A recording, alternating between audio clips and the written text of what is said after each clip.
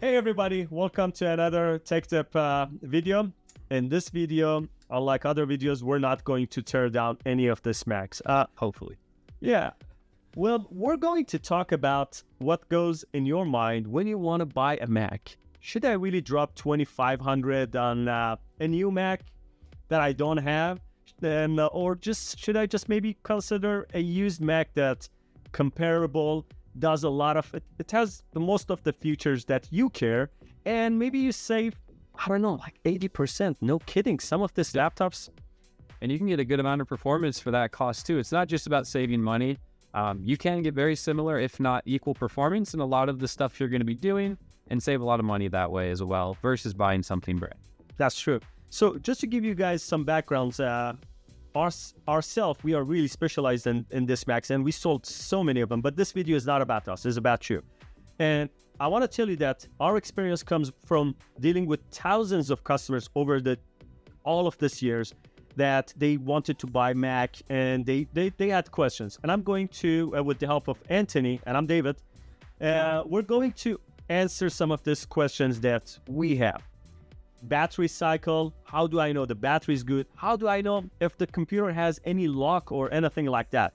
Does it has a liquid damage? I'm not buying a broken laptop that someone is just acting that is like Trying to scam you, anything like that. Yeah, things to look out for. these are real. We hear unfortunate stories almost on daily basis that people try to buy that Mac from Starbucks from that guy that was really nice too, and just to end up having a locked MacBook a few days after. And I think we're going for a long format on this video. So if you're down, it's gonna be on uncut version. We're gonna just talk about it, and we have a lot of subjects. So shall we begin? Yeah. First and foremost, for me, and most college students, most students in general, the most important thing nowadays isn't necessarily the specs, because most of the stuff we do is cloud-based, websites, stuff like that. It's actually the macOS compatibility. So a lot of that plays into what year you get, if you get a MacBook Pro versus an Air.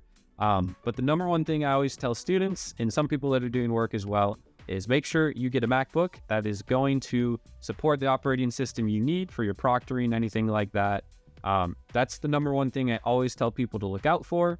Of course, there's other things, but for me, I find that's commonly the most important thing. I would say most likely is the most important. So what do you think of like year-wise? I mean, if someone is just doing just data entry, maybe they can get by like something that is a couple of generation and older. And we're going to talk in the way that is, this video is going to be basically, it's going to be useful even in future. Exactly. We're not going to tell you what model to buy. We're going to tell you what to consider. Even if you come 10 years from today to this video, these are the things you need to ask yourself, and they're going to be, various things to consider later on. Yeah, we're trying to give you guys the tools to make your own decision. Yeah. So when it comes to year, honestly, I'd say anything 2017 and up, you'll mostly be good to go. So it really depends specifically on programs you're using, which you'll have to look into. But generally 2017 or up, especially if it's a Pro, you'll be 100% good to go. It'll be supported, and you can do everything you need to do. Or basically anything that is 5 to 6 years old still is good. Now it's 2024, but again, we're going to give you a thumbs up room. Basically the rules how to look into the future. But for example, today, if you were to buy a MacBook in 2024, I'd say anything 2017 and up, you'll be good to go. 2018 is really good. Really good. Yes. 2017 is the latest that will support, everything you need. But generally the rule is, what would you say? 5, 6 years. So Anthony, we put it like 5 to 6 years is a good place. Yeah. And you can really put it next to a Mac from Apple that you just dropped $2,500 out of the box. And it's still going to be really nice to use. Yeah, still competitive, still give you the same experience. Yeah. Usually Apple takes 6 years to basically stop supporting your OS X. Of course, they support your security features. They give you updates for security. For no more future updates, meaning you can't upgrade the operating system. All right, fair deal. So anything that is 6 years, if your 2030 looks for a 2024 model, then you'll be good, yeah. And the saving, I find it to be at that the time of the basically when a Mac is 6 years old, it still have almost all of the features of the new model, all the bells and whistles, with exception of the price tag that is $2,500, $3,000, whatever. I'm talking about, you want to get a MacBook Air? Yes, it's not going to be that much, but we're talking MacBook Pro, MacBook Air. A studio version of MacBook that you can really do a lot of edits. 6 years, it's perfect. And also the OS X, it will be still supported fully. Right now, with 6 years, you can still get to the latest OS X, that is Sequoia in our time. Today. 6 years, doesn't matter. Your time is going to might be different. And this is the first thing we want to check. Yes. So that means all of your software will function properly. You're not going to have hiccup. You're not going to have issue. You're not going to have a unit that is underperforming. And probably saving 75% versus Apple Store. I think More, yeah, sometimes more. It does come down to our next key point here, which is specification, which is another benefit of buying used versus new. You can get much more RAM, much more storage, maybe a higher core count processor, whatever you're looking for, you can get for a heavy discount and usually outperform something that's brand new out of box for far less. That's true. So right now, the 2018, or a unit that is 6 years old, still has 6 core versus the new one is the M1. M4 right now. M4. Sorry. But here's the thing. You won't really save if you want to go just to Apple Store or something that is just a year old. It still did not depreciate. It's still $2,500. But when you get a maybe a 6 years old or 5 years old, even 2 to 3, you can still get some good stuff. Yeah, 50% off 2 to 3 years old, about 75% 5 years old, and still it's almost a spanking new. So performance for someone that does, let's divide this. You are an editor, you want a heavy performer computer, you have Stuff, heavy workloads, yeah. throw a lot of tasks and things on it, or you're a student, you're like, I'm not looking for that. I'm a law school student, I'm just doing a lot of input. Good for you, by the way. You can buy it new next time. Probably. Yeah. Pass the bar. Yeah, of course. That will be a good challenge. So a MacBook Air, it is more tuned toward that, You're a student. You're not super 3D intensive, no crazy workloads, more of your PowerPoint, Excel, Word, PDFs, things like that. Your lighter programs. Your Air is specifically suited for that. Yeah. It's a light laptop, great battery life, sometimes better than Pros, just depends on the model. But they're super light laptops, super thin, and great for students. Always recommend those for students. Yeah, I mean, and it's light. You can just carry it everywhere. Just consider it's about 13-inch. I find 13-inch to be really useful versus 16. And I use the 16. I use it To travel with, yeah. It's really easier to get it on your lap and use. So consider if you're going, it's one of those guys that you like to lay on your couch and just do your work, and you don't want to have a big 16-inch on your lap. Consider 13-inch. It's really feasible, and it saves you a tremendous amount of money if you do. Even if you do some very light editing. Definitely can be the Very light editing I'm talking about, like a YouTube, sort of minimum YouTube editing. Yeah, especially if you have MacBook Air is fine. If you get the 16 gig models, you're 100% good to go. Yeah. 100% you can do light editing on that, no problem. So as of now, 16 gigs of RAM, you are good looking. 8 gig, you are cutting into the budget. You don't want to. Yeah. But now, if you want to do edits, you are a YouTuber. You are, you're an editor. You do all sorts of your work. Yeah, you do CAD, you do landscaping design, hardscape. You make money out of your performance on your computer. Computer is essentially your work, and you need it to perform. So maybe you go with the MacBook Pros. Yeah. And MacBook Pros, maybe you consider the 16 gigs of RAM at least. And that's what they start, especially if you're getting a 15 or 16 inch. They start at 16. They go all the way to 64 gigs of RAM. And the newer one, even more than that. It's 96 right now. That was the current Mac, somewhere. You don't really need it. You have the money, go buy it. Good for you. But we're talking to people that they want to be, basically, they want to be aware of why they're spending the money. So to keep it simple, if you're doing editing, any of those sort of work, go with a MacBook Pro. it'll better suit you. Yeah. Sure, especially long run. And battery life is less than MacBook Air. Keep that in mind. But you have much more ports. This is a newer one. That's the M model. Okay. And you can see you got the HDMI, you got the SD card reader, and you got 3 USB-C and the headphone jacks, and Safe. of course the MagSafe, that is a newer one. And this model, basically, Apple lost the touch bar. They don't want the touch bar anymore. I think a lot of programmers have been complaining they want the functional feet. That's what's happened. Exactly, yeah. So I'll open it up so you can see the difference here. Of course. So these are side by side, and let's see if we can. Yeah, sir. No.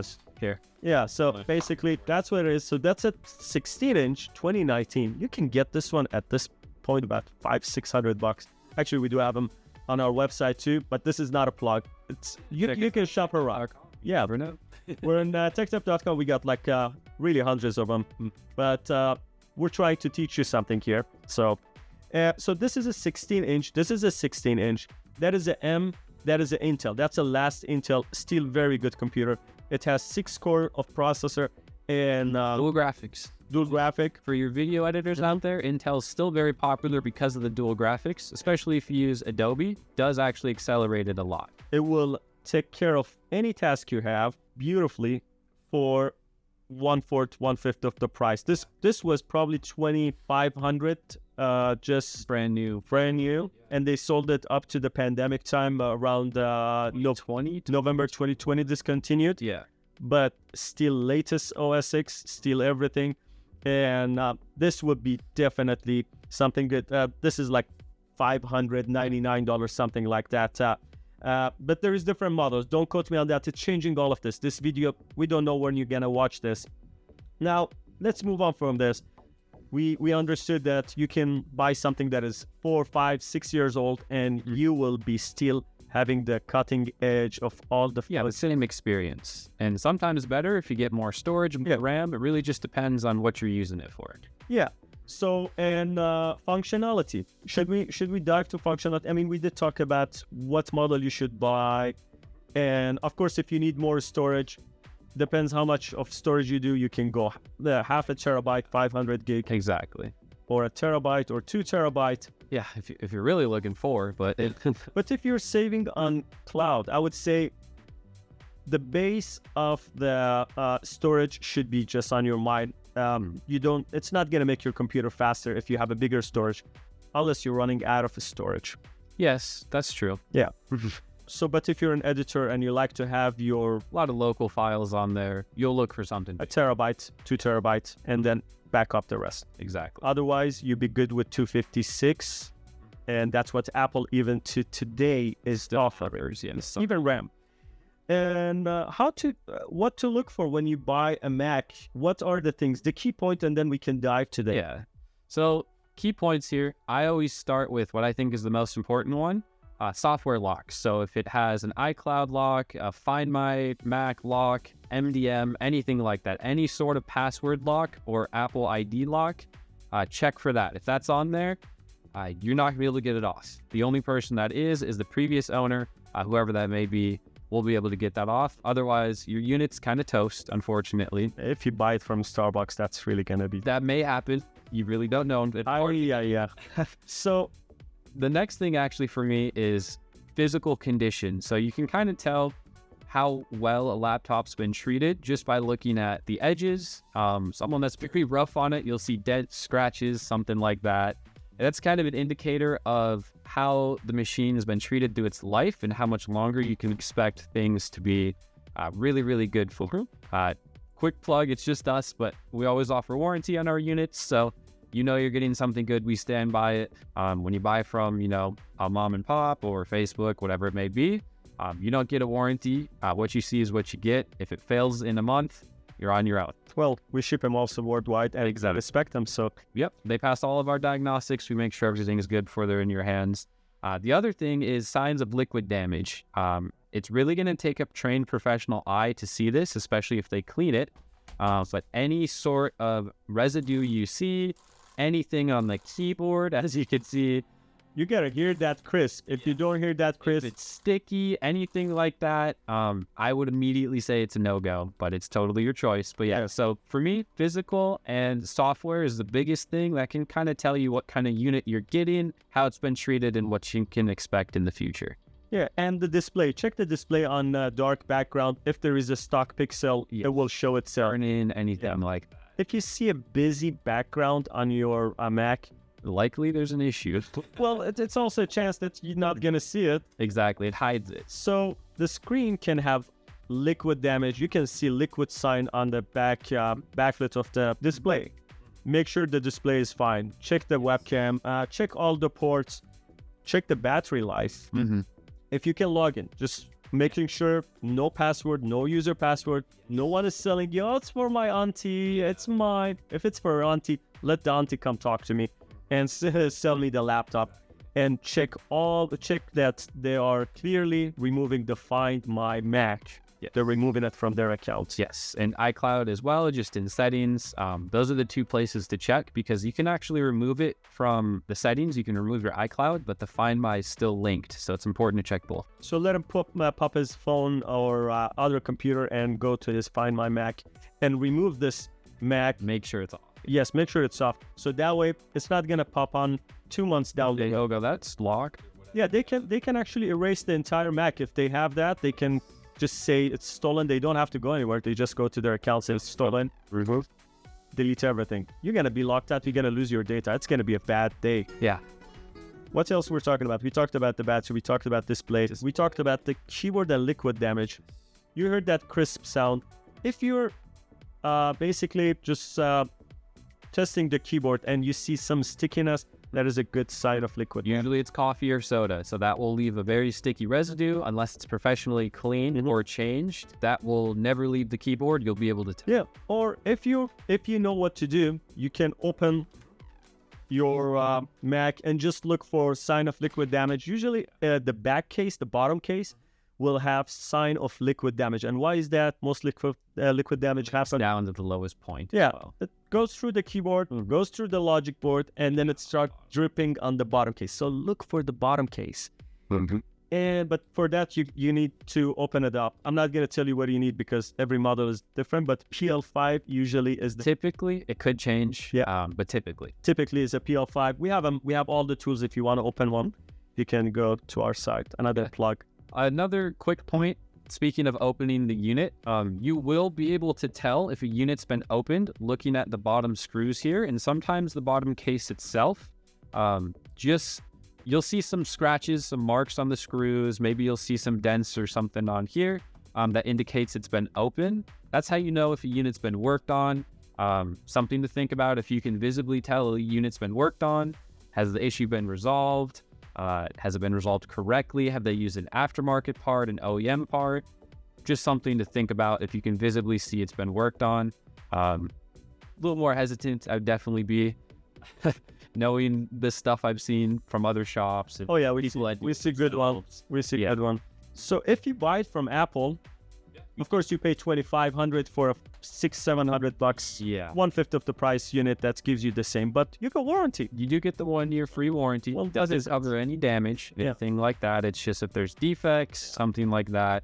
And they do offer, of course, Apple Care, but at that point you're looking. And the Apple Care costs like also a few $100. I think it's close to $3 as of today. Almost pays for a limit. Yeah, which is expensive. So I think buying from Apple brand new and paying the warranty is a flawed idea. It's crazy. It just does not make sense to pay $3,000, $2,500, whatever, 5 times. $3,500 on warranty for 2 years. Just for the sake of saying, oh, well, I have warranty. Well, we give you warranty.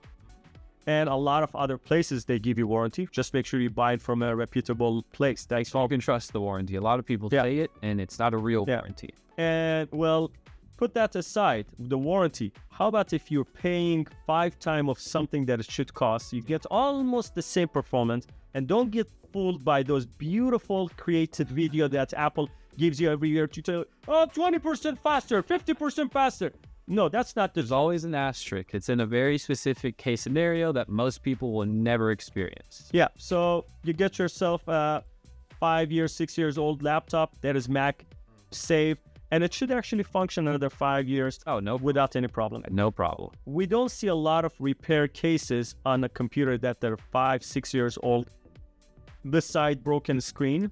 Yeah, besides the client themselves, unfortunately damaging their Liquids. Yeah, whatever, charging Some coffee. Times they'd snap it off. Yeah. Usually Macs don't just fail. Their friend that they got a six-pack for actually wanted to fix their MacBook and did more damage. Yeah, snitched something. Very different than from PCs, and I'm a PC guy, so it kind of pains me to say, but I don't just see Macs fail. It's typically user damage or error, whatever it may be. You're buying a very reliable machine that's meant to last. So, what else? I think we covered it all. We talked about the locks and MDM and everything. You got to keep an eye on that. Physical, we did. And basically, warranty, Mac OS. I think all we got to cover is kind of... And by the way, you guys have a question? Yeah, feel free to leave. We're really there. Yeah, give ask us a call if you really need to. Go to our website. You want to buy one, you can call us. One of us will walk you through. Yeah, we'll be more than happy to assist you for sure. You can also, for companies, if you need a bunch of them, we have them. We have a lot of them in the stock and different one. I think where to buy it. I think that's the last thing. So we're gonna basically cross Apple. We're not buying them from Apple because that's top down. It's about used laptop. It's about sustainable, electronics and saving our environment and saving your bank accounts. Maybe that's synonymous, goes together. It's big for me. It is really, you got to keep this out of landfill. I mean, a lot of companies, like, they buy these 1,000 at a time, and that's where we get them most of the time. And that will be an interesting one to know. So they buy them and they have, let's say, a project that goes for a year or 2 or 10. Yeah.